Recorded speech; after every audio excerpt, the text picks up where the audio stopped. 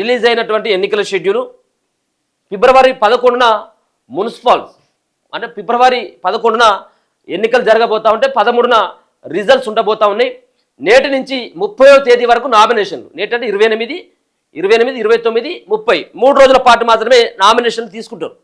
కొంత గ్యాప్ ఇచ్చినట్టయితే ఉంటే ఇంకేమైనా చదువుకుని కదా వాళ్ళు, కాగితాలో లేకపోతే క్యాస్ట్ సర్టిఫికేట్ అంతా ఉంటుంది కదా వ్యవహారం అంతా కూడా. మరి ఇమ్మీడియట్గా నిన్ననే నోటిఫికేషన్ ఇచ్చేసి నిన్ననే ఎన్నికల షెడ్యూల్ రిలీజ్ చేసి ఇయాటి నుంచే నామినేషన్ అంటే కొంత ఇబ్బందిగానే ఉన్నది. నేటి నుంచి 30 తేదీ వరకు నామినేషన్లు. 7 కార్పొరేషన్లు, 116 మున్సిపాలిటీల్లో 2996 వార్డుల్లో ఎన్నికలకు షెడ్యూల్. బ్యాలెట్ పేపర్తో ఒకే విడతలో ఎన్నికలు. మొత్తం అంతా కూడా ఇప్పుడు జరిగేటువంటి ఎన్నిక అంతా ఇటువంటి బ్యాలెట్ పేపర్ మీదనే జరగబోతుంది. బ్యాలెట్ పేపర్ మీద ఎన్నికల గుర్తుపైన జరిగేటువంటి ఎన్నికలు ఇవంతా కూడా ఒకటేసారి ఎన్నికలు. రాష్ట్ర వ్యాప్తంగా మరి 2 విడతలు 3 విడతలు ఏజీ లేవు. కేవలం 116 మున్సిపాలిటీలు 7 కార్పొరేషన్లు జరిగేటువంటి ఎన్నికలు. ఇక 3 కార్పొరేషన్లు ఇంకా పెండింగ్నే ఉన్నాయి. అలాగే 116 అంటే 105 మున్సిపాలిటీలకు కూడా పెండింగ్లోనే ఉన్నాయి. 3 కార్పొరేషన్లకి 5 మున్సిపాలిటీలకి నెక్స్ట్ వరంగల్ కావచ్చు, ఇటు హైదరాబాద్, ఖమ్మం ఈ 3 కార్పొరేషన్లు పెండింగ్లో ఉన్నాయి. ఇంకా 5 మున్సిపాలిటీలు కూడా వాటికి ఇంకా ఎన్నికల పీరియడ్ అయిపోలేదు. అమల్లోకి వచ్చిన ఎన్నికల కోడ్ అందరూ ఓటు హక్కు వినియోగించుకోవాలి. కమిషనర్ రాహుల్ కుముదిని ప్రచారానికి 6 రోజులే గడువే ఉన్నది. ఇప్పుడు 6 రోజులే ప్రచారానికి. మున్సిపల్ ఎన్నికలకు నగారా మోగింది. రాష్ట్రంలో 7 కార్పొరేషన్లు 116 మున్సిపాలిటీలకు ఫిబ్రవరి 11న ఎన్నికలు నిర్వహించనున్నట్లు రాష్ట్ర ఎన్నికల సంఘం కమిషనర్ రాణి కుముదిని నిన్న ప్రకటించడం జరిగింది. 414 డివిజన్లు 2582 వార్డులకు సంబంధించిన షెడ్యూల్ రిలీజ్ చేసిండ్రు. షెడ్యూల్ ప్రకారం బుధవారం నుంచి నామినేషన్ల స్వీకరణ ప్రారంభమవుతుంది. నామినేషన్ల స్వీకరణకు ఈ నెల 30వ తేదీ వరకు ఫిబ్రవరి 3న బరిలో ఉన్న అభ్యర్థులకు గుర్తులు కేటాయిస్తారట. ఫిబ్రవరి 3న బరిలో ఉన్నటువంటి అభ్యర్థులకు.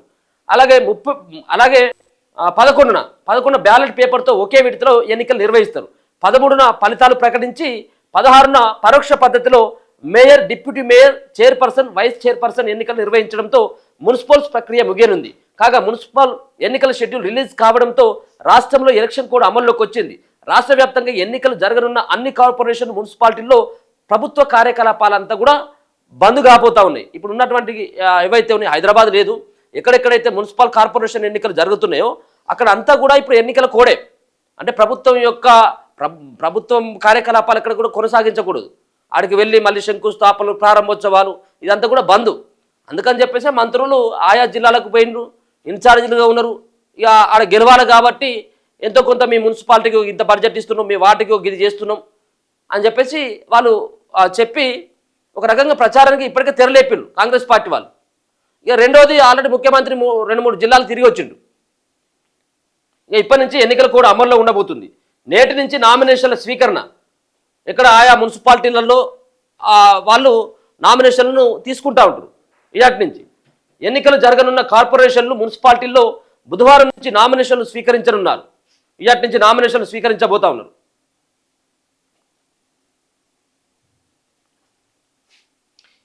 ఈ నెల 30వ తేదీ వరకు 3 రోజుల పాటు ఉదయం 10:30 గంటల నుంచి సాయంత్రం 5 గంటల వరకు నామినేషన్లు స్వీకరిస్తారు. ఎన్నికల్లో పోటీ చేసే అభ్యర్థులు తమ నామినేషన్ పత్రాలతో పాటు ఎలక్షన్ కమిషన్ నిర్ణయించిన ఫీజును ఆర్ఓలకు చెల్లించాల్సి ఉంటుంది. కార్పొరేషన్లో పోటీ చేసే జనరల్ అభ్యర్థులకు 5,000 రూపాయలు. ఎవరైతే కార్పొరేషన్లో పోటీ చేసేటువంటి అభ్యర్థులు ఉంటారో వాళ్ళు జనరల్ అభ్యర్థులకు అది 5,000 అట. మున్సిపాలిటీల్లో అయితే 2,500 చొప్పున. ఎస్సీ, ఎస్టీ, బీసీ అభ్యర్థులు అయితే కార్పొరేషన్లో 2,500. జనరల్లో ఎవరైనా పోటీ చేసేటువంటి వాళ్ళ ఏంటంటే 5,000 కట్టాలి. ఇక లేకపోయినట్టయితే ఎస్సీ, ఎస్టీ, బీసీ అభ్యర్థులు అయితే మాత్రం 2,500 రూపాయలు మున్సిపాలిటీల్లో, అలాగే 1,250 చొప్పున చెల్లించాలట. ఇది మున్సిపాలిటీల్లో 1,250, కార్పొరేషన్లో అయితే 2,500. ఒక వార్డులో ఒక అభ్యర్థి ఇదే ఫీజుపై ఎన్ని సెట్ల నామినేషన్ అయినా వేసుకోవచ్చు. 1 కన్నా ఎక్కువ వార్డుల్లో పోటీ చేస్తే మాత్రం ప్రతి వార్డుకు వేర్వేరుగా నామినేషన్ ఫీజు చెల్లించాల్సి ఉంటుంది. రిజర్వేషన్ కేటగిరీ అభ్యర్థులు తప్పకుండా తహసీల్దార్ జారీ చేసిన కులం సర్టిఫికెట్ జత చేయాల్సి ఉంటుంది. పార్టీ క్యాండిడేట్స్ అయితే బీఫారాలు అందించాలి. 31న స్క్రూటీని, ఫిబ్రవరి 1న తొలగించిన నామినేషన్లపై అప్పీల్ స్వీకరణ, 2న విచారణ, 3న మధ్యాహ్నం 3 గంటల వరకు విత్డ్రా. ఆ తర్వాత అదే రోజు సాయంత్రం పోటీలో ఉన్న అభ్యర్థుల పేర్లు, గుర్తులు కూడా ప్రకటిస్తారు. అయితే ముఖ్యంగా ఏదైతే ఇప్పుడు ఎన్నికల్లో పోటీ చేసేటువంటి అభ్యర్థులు ప్రధానంగా తహసీల్దార్ ఇచ్చేటువంటి కుల సర్టిఫికెట్ ఇవ్వాలి. మరి 3 రోజుల టైమే ఉన్నది. ఇప్పుడు ఇది పెద్ద హడావిడి ఉంటుంది. ఒక్కొక్క వాటికి 5, 6, 10 మంది కూడా వాళ్ళు నామినేషన్లు వేసేటువంటి అవకాశం ఉంటుంది. కొంత ఇది ఇక్కడే వచ్చింది అసలైనటువంటి గందరగోళం అంతా కూడా. గతంలో ఉన్నటువంటి 10-15 రోజుల టైం ఉండేది, ఆ గ్యాప్ ఉండేది. అప్పటి వరకు వీళ్ళు ఏమైనా పత్రాలు అవయవ చదువుకునేది. ఇప్పుడు అటువంటిది అయితే లేదు. సో ఏదైనప్పటికీ కూడా ఇయ్యాటి నుంచి 3 రోజుల పాటు మాత్రమే నామినేషన్లు స్వీకరించబోతా ఉన్నారు. మొత్తం ఓటర్లు 52.43 అంటే దాదాపుగా 53 లక్షల మంది ఉన్నారు రాష్ట్రంలో. సో ఒకవేళ ఒకసారి రిజర్వేషన్ల వివరాలు కనుక చూసుకున్నట్టయితే ఉంటే బీసీలకి 854 ఏంటి వార్డుల వారిగా వాళ్ళకు వచ్చినటువంటి రిజర్వేషన్ చూసుకున్నట్టయితే 28.5%. సో ఎస్సీలకు 444 వార్డులు దక్కబోతా ఉన్నాయి, దాంట్లో 14.8%. సో ఎస్టీలకి 187 వార్డులు, దాంట్లో 6.24% ఎస్టీలకు వాళ్ళ వాటా దక్కబోతా ఉన్నది రిజర్వేషన్ల పరంగా. జనరల్కి 1511 దక్కబోతా ఉన్నాయి, దాంట్లో 50.4. మొత్తం వార్డులు 2996 వార్డులకు ఎన్నికలు జరగబోతుంది. సో ఇక మిగతా సంబంధించిన పోలింగ్ స్టేషన్లు, ఆ బ్యాలెట్ బాక్సులు ఇవంతా కూడా వివరాలు చూసుకోవచ్చు. సో ఇక్కడ మనం గమనించాల్సింది ఏంటంటే ఈ మున్సిపల్ ఎలక్షన్స్ సంబంధించిన ఈ నోటిఫికేషన్లో మీరు రిజర్వేషన్స్ ఒకసారి చూస్తే బీసీలకి 28.5% రిజర్వేషన్ ఇక్కడ కల్పించడం జరిగింది. ఇది పార్టీల పరంగా జరిగే ఎలక్షను, పార్టీ సింబల్స్ మీద జరిగే ఎలక్షను. 42% రిజర్వేషన్ ఇక్కడ అఫీషియల్గా రావట్లేదు. సో రాష్ట్ర ప్రభుత్వం ఇక్కడ నుంచి పంపించిన బిల్లులు అక్కడే పెండింగ్లో ఉన్నాయి, కేంద్రం రాష్ట్రపతి దగ్గర అవి అట్లే ఉన్నాయి. దాని మీద ఎలాంటి పోరాటం లేదు. సర్పంచ్ ఎలక్షన్లకు ముందు అడిగిన ఈ బీసీ సంఘాలు కానీ ఇవి కూడా ఇప్పుడు సైలెంట్ అయిపోయినాయి. పెద్దగా ఎక్కడ అడిగినట్టుగా లేదు. ఏదో 1-2 ప్రెస్ మీట్లు తప్ప, ప్రెస్ క్లబ్కి 2000, 3000 కట్టి పెట్టిన ప్రెస్ మీట్లు తప్ప ఇంకొకటి ఏం కనబడట్లేదు. సో ఇక్కడ మీరు చూడండి, ఎస్సీలకి 14.8, ఎస్టీలకి 6.24, జనరల్ 50.4% అట. ఇప్పుడు ఈ 50.4 ఎందుకు? 50%కే కదా జనరల్ స్థానాలు. మొత్తం వార్డులు 2996. సో అంటే ఇక్కడ దాదాపు ఎంత ల్యాబ్స్ ఉంది? ఇంకొక ఎంత ఉంది? 28, 38, 14%. 14%. ఇప్పుడు కాంగ్రెస్ కామారెడ్డి డిక్లరేషన్లో పెట్టింది ఎంత? 42% రిజర్వేషన్లు లోకల్ బాడీస్లో కల్పిస్తామని చెప్పారు. ఇప్పుడు 42% రిజర్వేషన్కి మీరు 14% గ్యాప్ ఉన్నది. ఇప్పుడు ఈ గ్యాప్ ఎవరు ఫిల్ చేయాలా? పార్టీ పరంగా ఇస్తామని చెప్తున్నారు, ఇచ్చే అవకాశం ఉందా? ఎంత దారుణంగా చూడండి పరిస్థితి. మీరు తెలంగాణ ఎలక్షన్ కమిషన్ వెబ్సైట్కి వెళ్తే నేను నిన్న కూడా చూపించడం జరిగింది. డౌన్లోడ్స్ ఎక్కడ?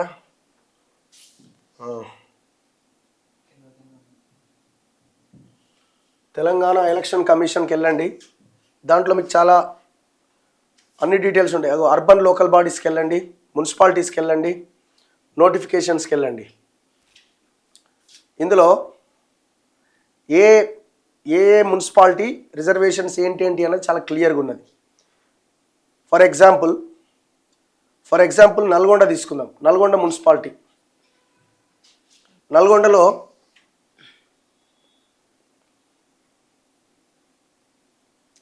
టోటల్ నెంబర్ ఆఫ్ వార్డ్స్, ఇది చండూరు మున్సిపాలిటీ, మొత్తం 10 ఉన్నాయనుకోండి. 10లో 5 జనరల్ చేసేసారు, ఎందుకంటే 50% కదా. 5 జనరల్ చేసి ఒకటేమో అన్రిజర్వ్డ్ పెట్టారు, 4 ఏమో జనరల్ ఉమెన్కి ఇచ్చారు. ఇక మిగతా 5ని బీసీలకు 3, ఎస్సీకి 1, ఎస్సీకి 1, ఎస్టీకి 1. సో ఈ రకంగా డివైడ్ చేసుకుంటూ వెళ్ళారు. అంటే సర్పంచ్ ఎలక్షన్స్లో వచ్చిన రిజర్వేషన్కి దీనికి పెద్దగా తేడా లేదు, ఒక 3-4% మాత్రమే. ఆ 3-4% కూడా ఎందుకు ఉందంటే అర్బన్ ఏరియాల్లో కొంత ఎస్సీ ఎస్టీ జనాభా తక్కువగా ఉంటుంది కాబట్టి అక్కడ కొంత బీసీకి ఆ 1-2% అకామిడేట్ చేసారు. ఎటొచ్చి 30% దాటలే. మీరు ఇదే ఇట్లా ఉంటే మీరు స్టేట్ రిజర్వేషన్ చూసుకోండి. మీరు నిన్న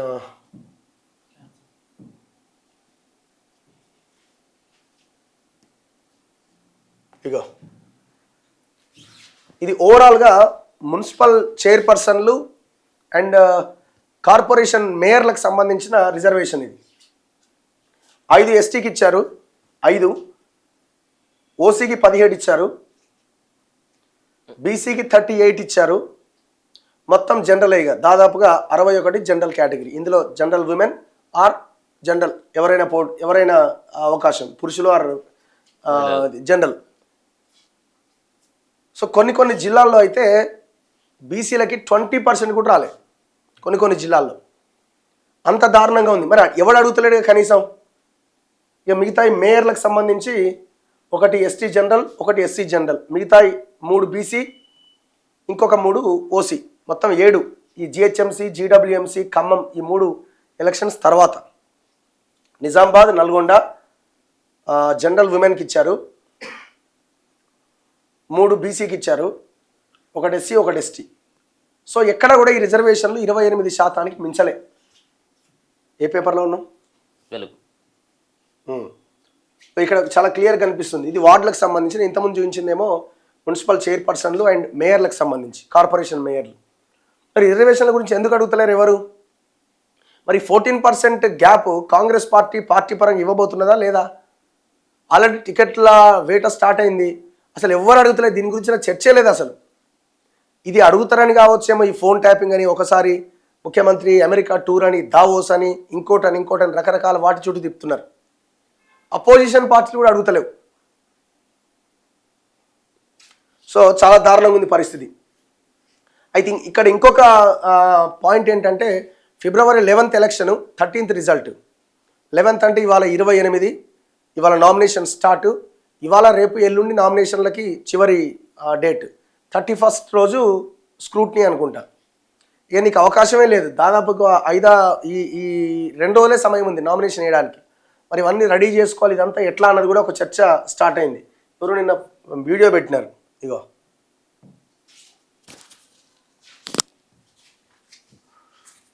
నేను మీ భారతీయుడు కోట శ్యామ్ కుమార్. మున్సిపల్ ఎలక్షన్స్ కరీంనగర్ లో హడావిడి స్టార్ట్ అయింది. దయచేసి యువకులు గమనించగలరు. ఈసారి పోటీలో ప్రతి ఒక్కరూ పాల్గొనండి. ఎందుకంటే యువతరం ముందుకు వస్తేనే ఈ సమాజాన్ని మార్చగలం. కాబట్టి మున్సిపల్ ఆఫీస్ దగ్గరకు వచ్చాను నేను ఎంక్వైరీ చేయడానికి. కానీ ఇక్కడ ఎలాంటి ఫెసిలిటీస్ కూడా పెట్టలేదు. రేపు పొద్దుటి నుంచి నామినేషన్ వేసుకోవడానికి వెసులుబాటు కల్పించాలి కాబట్టి. కానీ ఇక్కడ వచ్చి అడిగితే ఇప్పటి వరకు ఈ నామినేషన్ పేపర్స్ కానీ, నామినేషన్ సంబంధించిన హెల్ప్ డెస్క్ కానీ ఎలాంటివి పెట్టలేదు.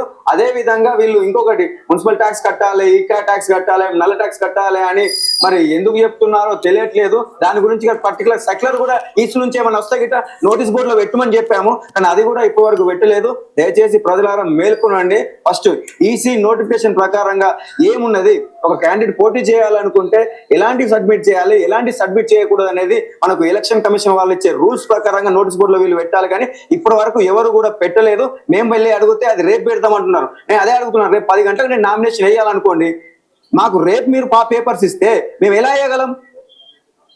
నేను అదే రిక్వెస్ట్ చేస్తున్నాను మున్సిపల్ కమిషనర్ గారిని, కలెక్టర్ గారిని, అందరినీ కూడా రిక్వెస్ట్ చేస్తున్నాను. దయచేసి త్వరతగా, అంటే ఇంకో 10 నిమిషాలు, గంటల్లో మొత్తం మున్సిపల్ కి సంబంధించిన ఎలక్షన్ సంబంధించిన ప్రక్రియ, దానికి సంబంధించిన పేపర్ సంబంధించినవి కానివ్వండి, అదే విధంగా ఎలా పోటీ చేయొచ్చు, ఏ విధంగా పోటీ చేయొచ్చు, ఎవరు అర్హులు అనేది దయచేసి నోటీస్ బోర్డులో పెట్టండి. మాకు నామినేషన్ పేపర్స్ కూడా అవైలబిలిటీ పెట్టండి. అలా పెడితే మేము మార్నింగ్ వచ్చి నామినేషన్ వేసుకోవడానికి అవైలబుల్ ఉంది. కానీ లేకపోతే రేపు మీరు అవన్నీ సబ్మిట్ చేస్తే ఒకరోజు మేము మిస్ అయినట్టు అయిపోతుంది.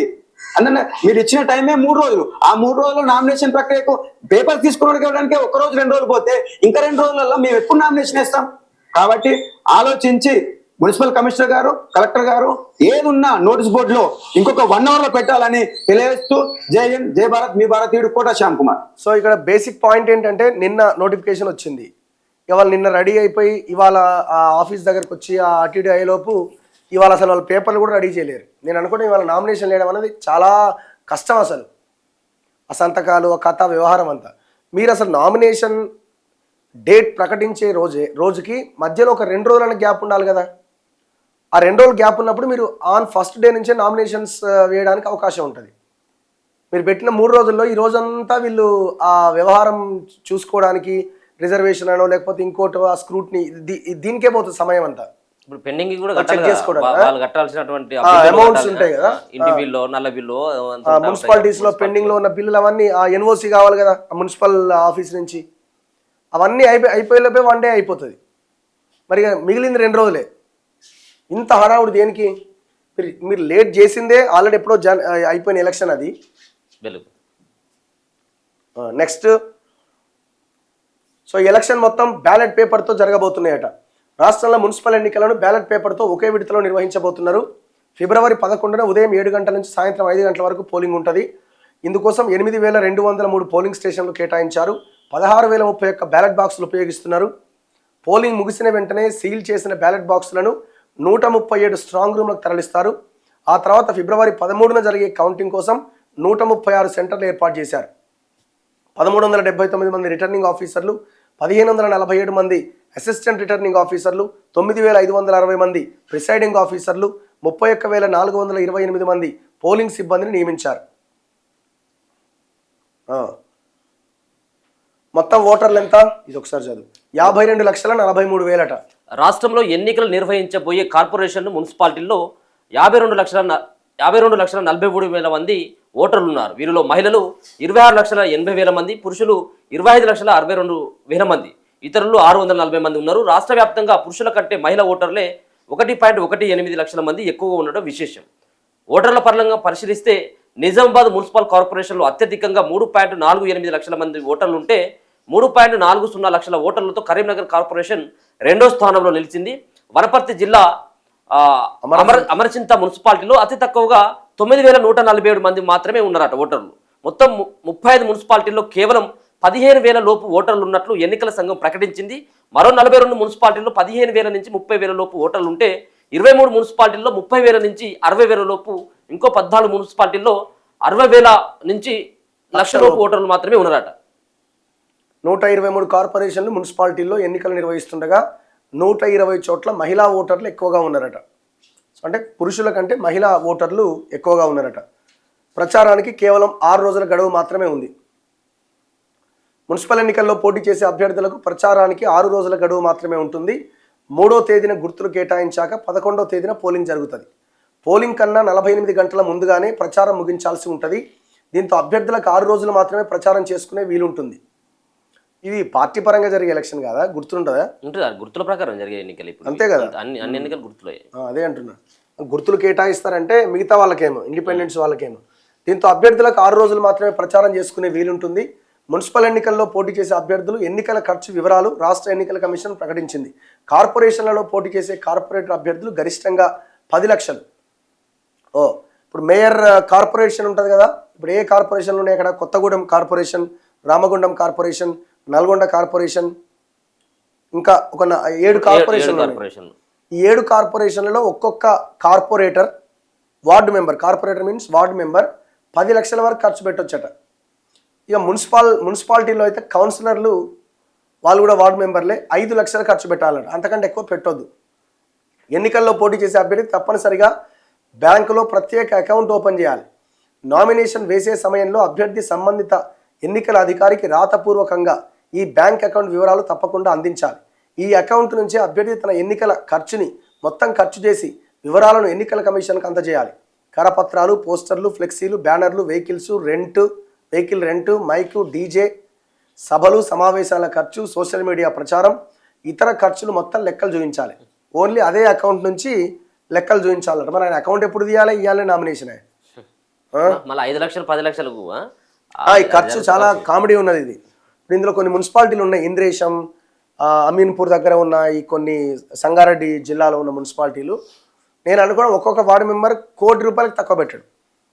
మొత్తం రియల్ ఎస్టేట్ వ్యాపారం కదా అదొక ఏరియా. అండ్ ఇక్కడ శంకర్పల్లి, ఈ మోకిలా, ఈ ఏరియాలు కొన్ని ఉన్నాయి. ఇవన్నీ అవుటర్కి ఆనుకొని ఉన్న ఏరియాలు. ఇక్కడ కూడా మినిమం ₹1,00,00,000 తక్కువ ఎక్కడ ఉండదు. సో అందుకే ప్రజలు కూడా ఆలోచించాలి. మున్సిపాలిటీలో ఉన్న ప్రజలు దయచేసి ఆలోచించి మంచి అభ్యర్థిని ఎన్నుకునే ప్రయత్నం చేయండి. పైసలకు అమ్ముడు పోకండి. ఇక స్టార్ట్ అయింది, ఇంకా నయమే. ఈ 10 రోజుల సమయం ఉంది కాబట్టి కొంత బెటర్. ఇంకొక నెల ఉందనుకోండి, ఈ అభ్యర్థి మొత్తం నాకి అవతల పడేస్తారు. ఇది చదువు. సో ఓటర్లంతా తమ ఓటు హక్కు వినియోగించుకోవాలి. మున్సిపల్ ఎన్నికల కోసం ఓటు హక్కు పొందిన 52.43 లక్షల మంది ఓటర్లు విధిగా తమ ఓటు హక్కు వినియోగించుకోవాలని ఎస్సీసీ రాణి కుముదిని విజ్ఞప్తి చేసిండ్రు. మంగళవారం రాష్ట్ర ఎన్నికల సంఘం కార్యాలయంలో మున్సిపల్ ఎన్నికల షెడ్యూల్ విడుదల చేసిన అనంతరం ఆమె మాట్లాడుతూ మున్సిపల్ ఎన్నికలను పారదర్శకంగా శాంతియుత వాతావరణంలో జరిగేలా అన్ని ఏర్పాట్లు చేశామన్నారు. పోలీసు యంత్రాంగంతో సమన్వయం చేసుకుంటూ సమస్యాత్మక ప్రాంతాల్లో గట్టి భద్రత కల్పిస్తామన్నారు. బుధవారం నుంచి నామినేషన్లు ప్రారంభం కానున్న నేపథ్యంలో రిటర్నింగ్ ఆఫీసర్ల కార్యాలయాల వద్ద తగిన బందోబస్తు కూడా ఏర్పాటు చేయాలని ఆమె ఆదేశించింది. ఇట్లా ఉంటే ఇక్కడ కోడ్ ఇవాటి నుంచి ఇవాళ నుంచి కోడా మున్సిపాలిటీ ఎలక్షన్ కోడ్ ఉంది. ఇంకా 10 రోజులు అంటే ఎలక్షన్ పోలింగ్ అయిపోయేంత వరకు ఈ కోడ్ అమల్లో ఉంటుందట. 17 రోజుల పాటు మున్సిపాలిటీలో అధికారిక కార్యక్రమాలు బంద్. గ్రామాలు ఎన్నికలు జరగని ప్రాంతాల్లో నో కోడ్ అట. ఇక ఆల్మోస్ట్ రాష్ట్రం అంతా కోడ్ ఉన్నట్టే దాదాపుగా. ఇప్పుడు అన్ని జిల్లాల్లో ఈ ప్రక్రియ నడుస్తున్నది, ఎలక్షన్ ప్రక్రియ. అంటే ఒక హైదరాబాద్ అంటే ఇది లేదు. ఒక హైదరాబాద్ ఏరియా ఉండదు. హైదరాబాద్లో కూడా ఇప్పుడు శంకరపల్లి ఇవన్నీ కూడా హైదరాబాద్ బార్డర్ ఏరియాస్. హైదరాబాద్లో ఉన్న ఇప్పుడు ఏదైతే ఈ మహానగరం అన్న 300 వార్డులు ఉన్నాయి చూసిర్రా, సో ఆ ఔటర్ రింగ్ రోడ్ పరిధి లోపల ఉండదు. రూరల్ గ్రామాల్లో ఉండదు. గ్రామాల్లో ఉండకపోయినా గ్రామ మండలంలో మళ్ళీ కోడ్ అయినా అయిపోతుంది. మున్సిపల్ అయినవి